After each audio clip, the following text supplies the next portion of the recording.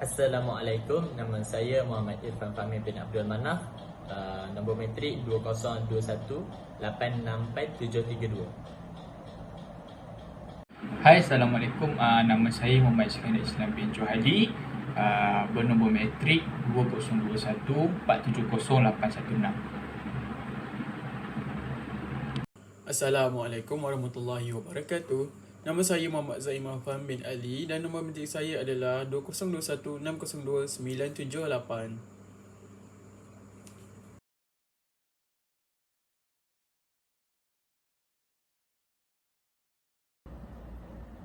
Isu dan perkara berkaitan liberal tidak asing lagi di Malaysia. Menurut Jabatan Kemajuan Islam Malaysia JAKIM, liberal bermaksud sesuatu aliran pemikiran yang memberikan kebebasan mutlak kepada individu dalam mentafsirkan ajaran Islam tanpa terikat dengan dasar dan sumber ajaran Islam yang telah disepakati oleh ulama muktabar. Liberal bukanlah berfokuskan hanya kepada agama Islam, malahan kepada semua agama secara keseluruhannya. Namun, isu ini lebih berkait rapat dengan agama Islam kerana agama Islam merupakan agama rasmi dan agama yang paling ramai dianuti di Malaysia. Penerimaan liberal juga berbeza di mana sesetengahnya golongan ini menolak agama secara sepenuhnya, manakala sesetengahnya boleh menerima agama tersebut tetapi hanya secara minima.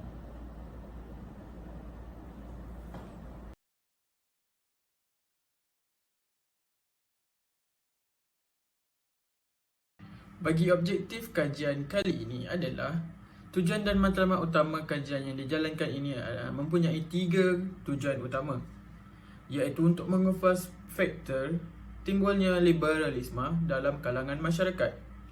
Yang kedua adalah untuk meneliti cabaran liberalisme terhadap masyarakat. Yang ketiga adalah untuk menganalisis kesan liberalisme kepada masyarakat. Yang pertama ini adalah untuk kita ketahui faktor dan akar pada timbulnya tunas-tunas pemikiran liberalisme ini terhadap masyarakat supaya kita dapat bendung dengan lebih awal.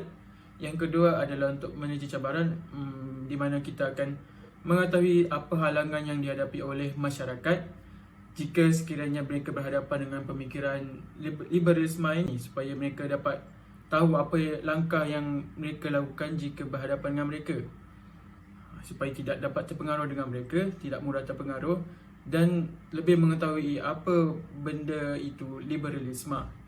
Yang ketiga ini adalah sangat penting kerana kita dapat memberi kesan ini terhadap masyarakat di Malaysia, kesan liberalisme ini yang memberi kesan yang mendalam seperti cetek pemikiran, tidak ketahui akidah yang cetek dan jahil. Jadi kita kena bendung supaya masyarakat lebih berpengetahuan tinggi terhadap liberalisme ini atau ideologi lain yang serupa dengan liberalisme dan membuka pemikiran masyarakat di Malaysia.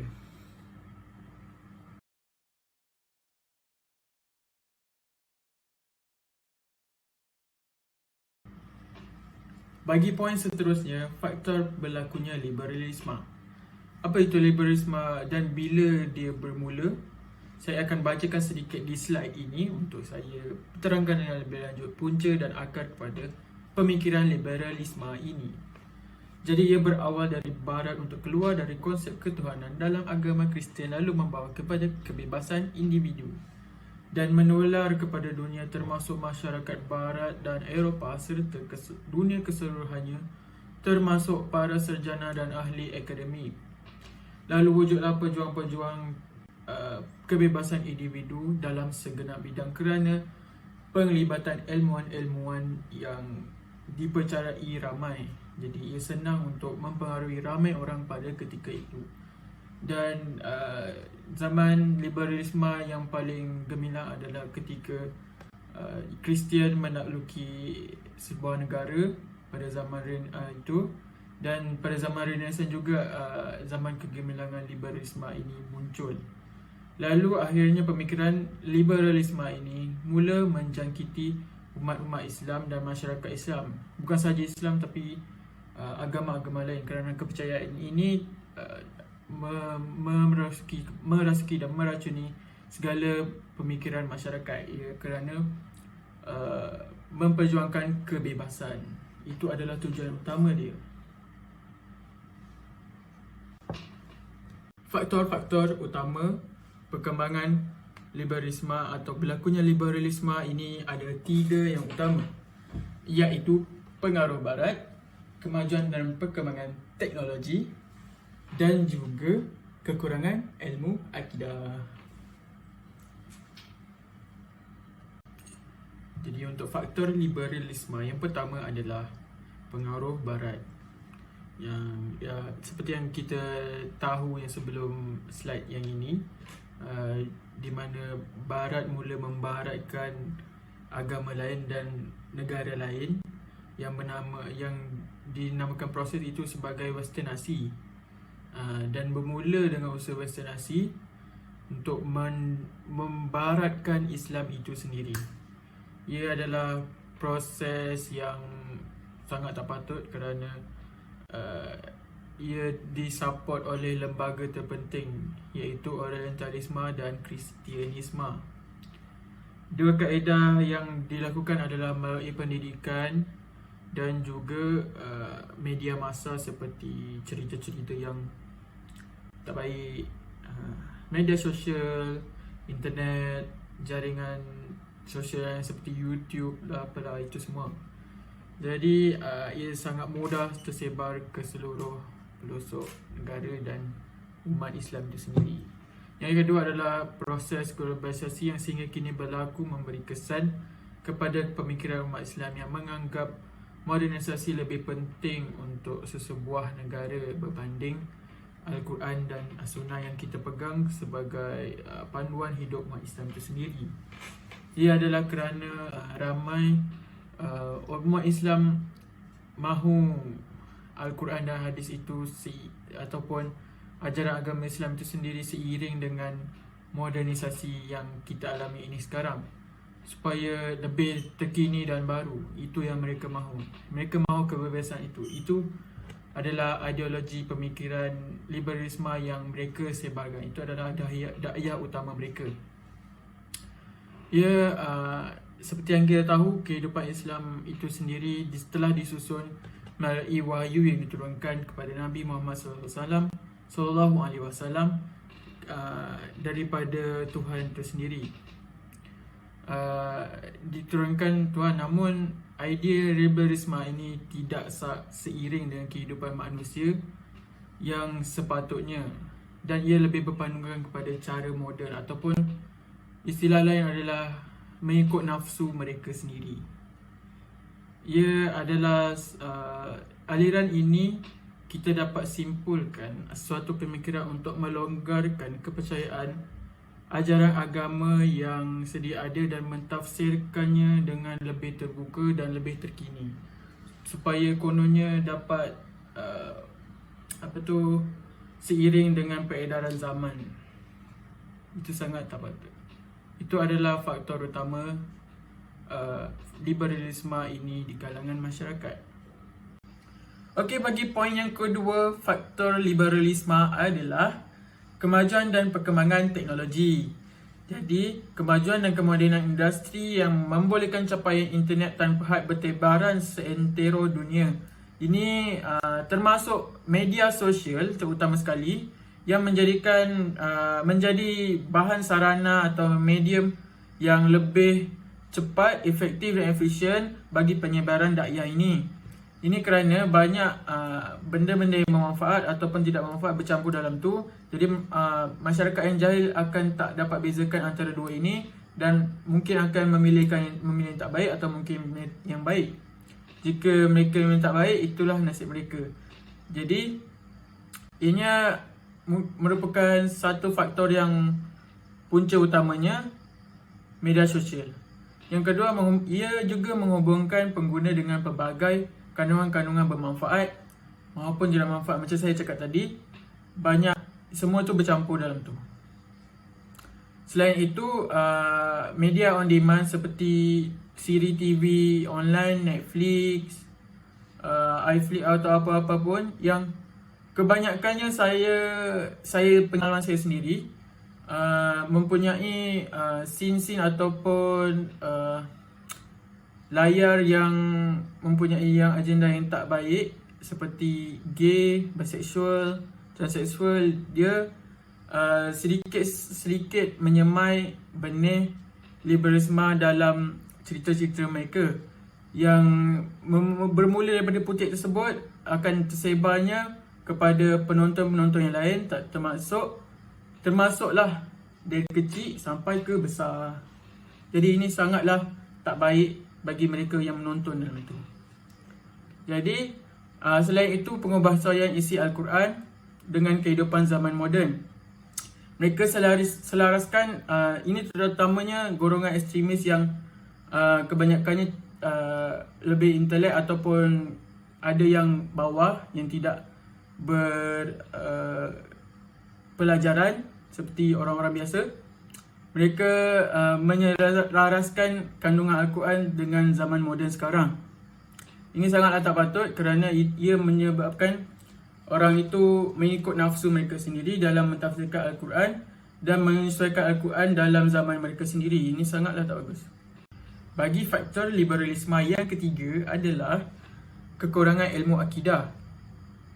Ini adalah kerana kejahilan setengah orang yang menjadikannya lebih mudah untuk menyebarkan ideologi ini.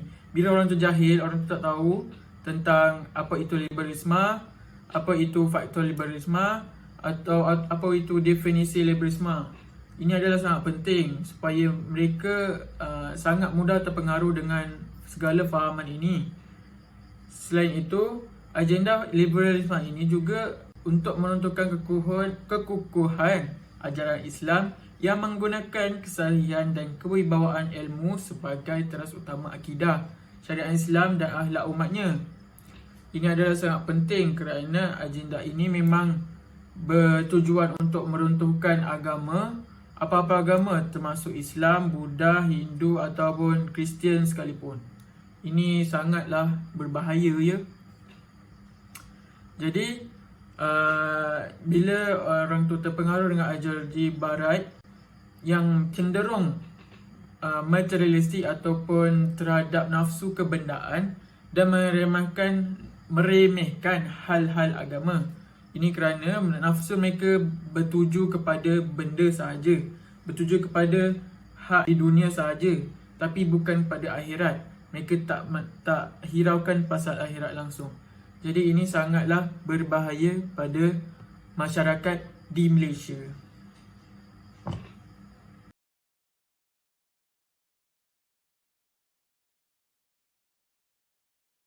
Okey, baiklah, kita pergi kepada poin yang seterusnya, iaitu cabaran liberalism. Untuk pertama sekali ialah hak bersuara sesebuah individu.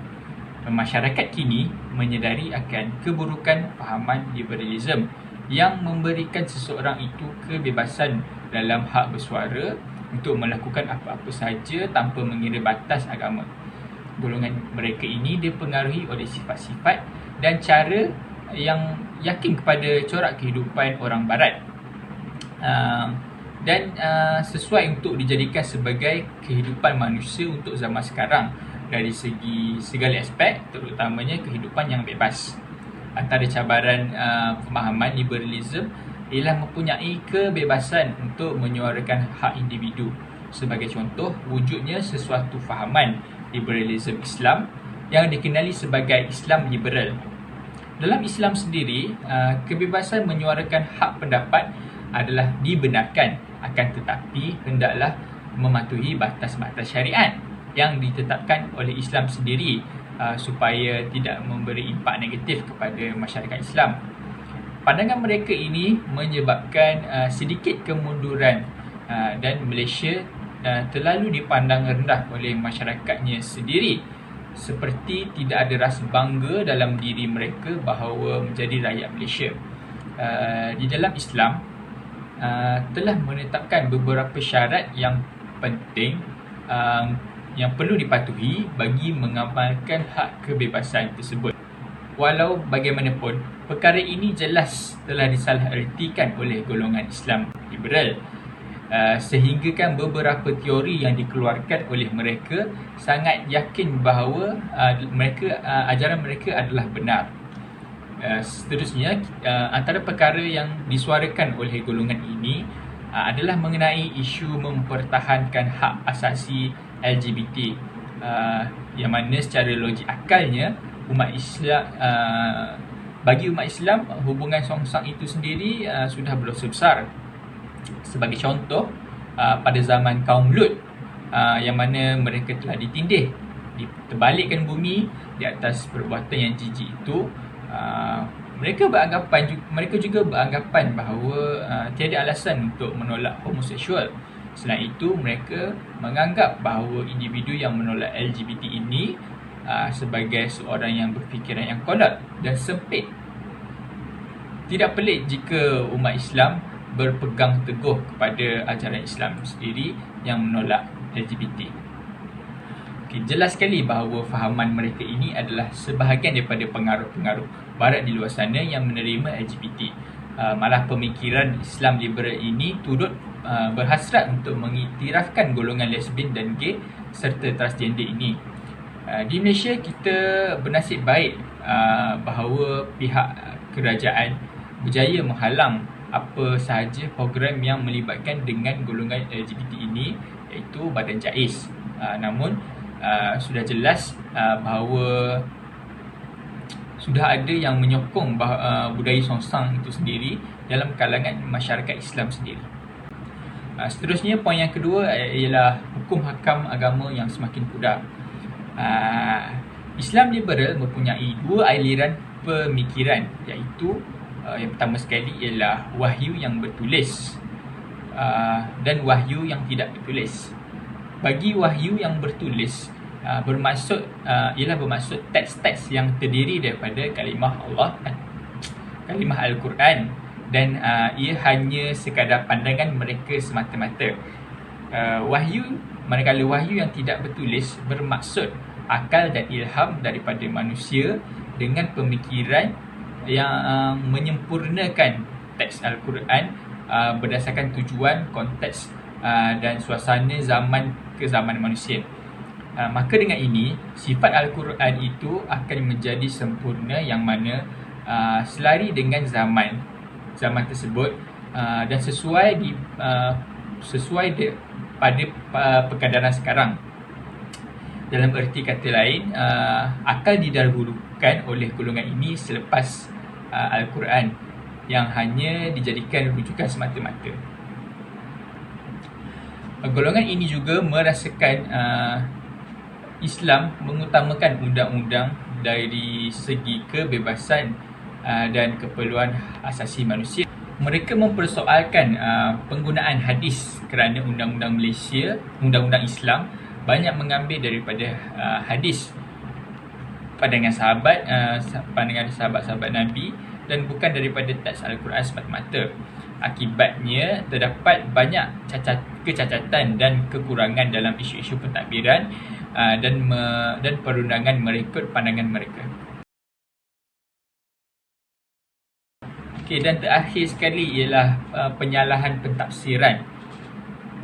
Cacatan atau kritikan daripada Islam liberal terhadap ilmu Al-Quran dan tafsirannya adalah ilmu-ilmu yang tidak perlu diguna pakai atau ketinggalan zaman, seperti tidak selari dengan kemodenan zaman sekarang. Catatan daripada Edward Moffo yang iaitu pengkaji Al-Quran di Indonesia mengatakan bahawa golongan Islam liberal berpendapat bahawa Al-Quran hanya diturunkan sebagai rujukan yang perlu hanya dirujuk pada perkadaran yang tertentu dan mengubah cara kehidupan masyarakat itu. Perkara yang dimaksudkan adalah bahawa Al-Quran ialah ayat-ayat yang terhasil daripada zaman Rasulullah dengan peristiwa dan sirah dan aktiviti sosial pada zaman Rasulullah, yang mana perbezaan zaman yang kini jauh lebih moden dan serba canggih.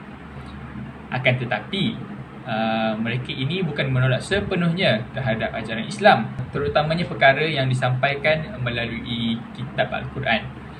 Hal ini kerana mereka masih lagi beranggap agama Islam itu benar. Akan tetapi beberapa perkara yang menimbulkan kecacatan disebabkan perbezaan zaman. Justru pentafsiran Al-Quran yang begitu bebas akan membuatkan umat Islam akan berpecah belah sekaligus. Banyak perkara buruk akan timbul. Fahaman sesebuah ilmu adalah sangat penting untuk semua manusia, disebabkan ilmu falsafah digunakan bagi kita berfikir terhadap ilmu-ilmu yang kita terima, supaya perkara yang diterima itu tidak disalah-tafsirkan dalam kehidupan kita.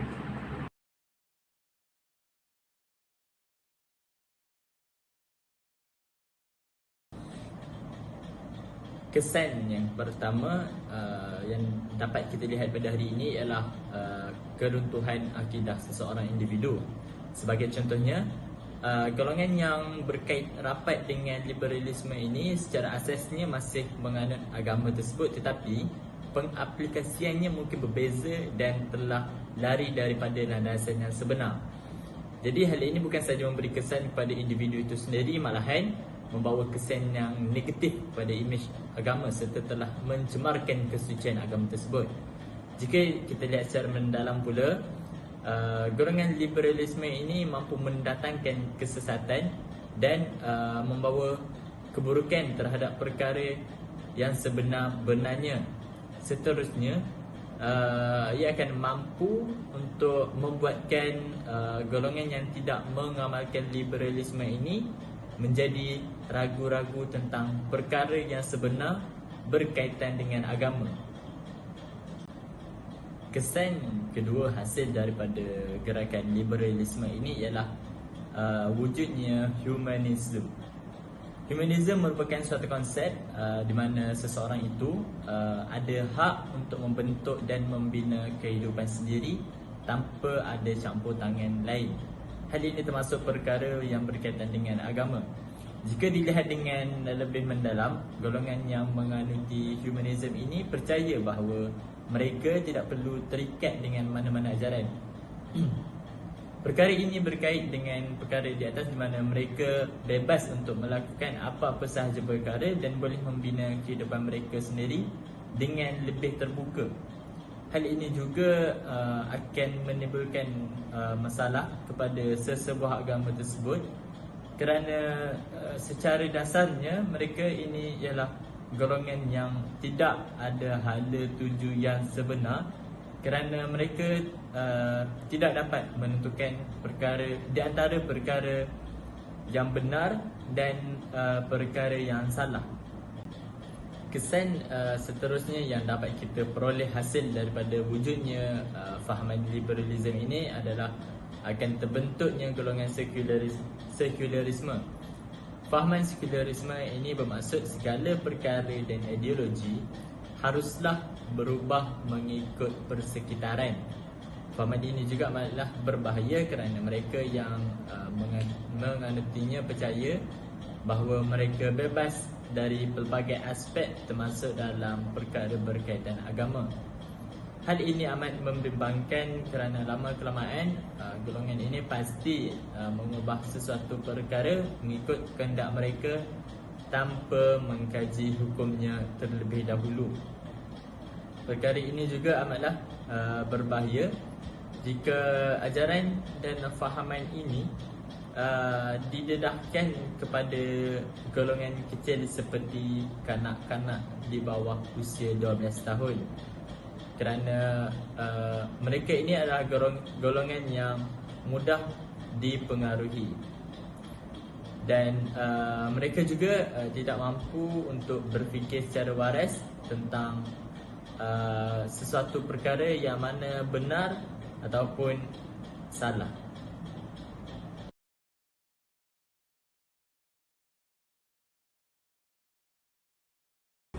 Okey, baiklah. Bagi mengatasi isu liberalism ini mengambil beberapa perkara dan ia merangkumi pelbagai aspek, juga melibatkan ramai individu.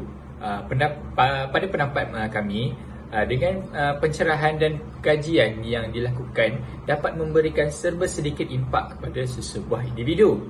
agar tidak terpesong atau salah pentafsirannya dalam ilmu syariah dan peradaban manusia itu sendiri. Terdapat beberapa cadangan yang dapat dicapai dengan kerjasama ramai pihak. Antaranya, kajian atau penyelidikan lapangan khususnya dilakukan oleh para pelajar, terutamanya yang kepada penuntut universiti yang mana mereka yang berjiwa muda ini. Hal ini demikian kerana dengan kajian yang mereka lakukan inilah yang dapat mencetuskan pendapat mereka sendiri dari pelbagai sudut yang berbeza. Dengan tunjuk ajar dan bimbingan daripada pensyarah mereka dapat memberikan pandangan yang lebih jelas agar tidak berlaku pencanggahan pendapat dan dari segi teori sebagainya. Oleh itu dengan kajian ini, kajian khusus ini serba sedikit memberikan impak kepada masyarakat Malaysia agar liberalism ini dapat dibendung dan dijauhi ramai. Selain itu juga, program pembangunan insan atau seminar bagi anjuran untuk pihak yang bertanggungjawab dapat memperluaskan lagi ilmu-ilmu pengetahuan masyarakat ini, terutamanya di Malaysia ini. Hal ini kerana dengan adanya program seperti ini dapat merungkaikan segala persoalan yang bermain di minda mereka agar dapat dirungkaikan dengan jelas dan tepat. Perjalanan program ini haruslah diuruskan oleh pensyarah yang hebat dan berpengalaman agar segala maklumat disampaikan dengan lancar dan sempurna. Perkara yang terakhir sekali adalah penyampaian maklumat dari segi artikel, rancangan, televisyen atau radio juga, supaya mereka sentiasa mempelajari perkara yang baru. Isu liberalism ini sudah berlaku sekian lamanya, tidak mengenal pangkat atau usia, dan perkara ini harus dititik beratkan agar kekeliruan atau pentafsiran mereka tidak terpesong jauh. Dengan usaha ini akan dapat membantu mereka berfikir, terutamanya yang hanya menggunakan akal fikiran semata-mata. Maka golongan liberalism ini dapat diminimalkan lagi supaya akidah yang kita pegang selama ini terjaga dan dapat dihindarkan daripada terus tersebar.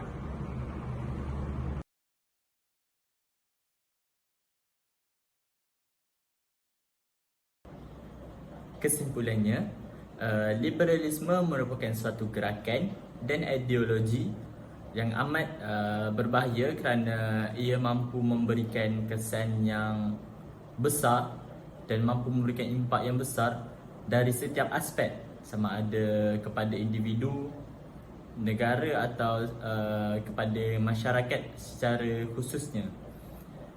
Hal ini kerana mereka mengutamakan hak mereka seperti hak kebebasan individu tanpa berfikir rasional. Jadi, agensi yang terlibat seharusnya menjalankan operasi dan pemantauan supaya golongan ini tidak berleluasa di Malaysia kerana kepercayaan dan pemikiran golongan ini adalah salah dan tidak benar sama sekali. Sekian, terima kasih.